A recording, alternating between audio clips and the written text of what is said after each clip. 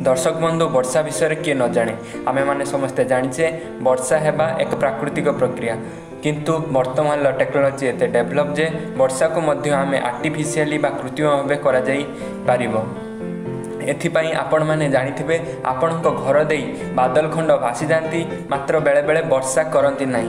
एही भली परिस्थिति रे आमे कोन करि थाउ ना आर्टिफिशियल लर्निंग बा क्लाउड सीडिंग टेक्नोलोजी यूज करी जहाज एरोप्लेन बा रॉकेट सहाय्य रे केतेक केमिकल जेपरि सिल्वर आयोडाइड एवं ड्राई आइस आदि को जहाज सहाय्य रे नहीं बादल बा मेघखंड उपरे सिंचन करिथाउ जहाँफल मेघखंड गुड़िक भारी हो जाए पृथ्वी पृष्ठ को वर्षा आकार में खसी आसती एवं यही टेक्नोलोजी होची आर्टिफिशियल रेनिंग टेक्नोलोजी और क्लाउड सीडिंग टेक्नोलोजी।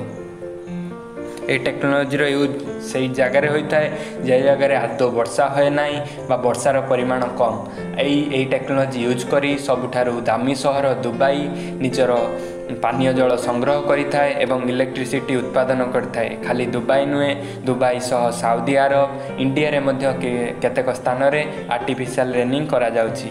यही आर्टिफिशियल रेनिंग विषय रे आपण जदि डिटेल जानिबा को चाहती रेनिंग कौन आर्टिफिशियल रेनिंग कौन या किपरि हुए ताले डिस्क्रिप्शन ले मोर एक लिंक देइछि सेठारे क्लिक करी आपण डिटेल जानि परिबे।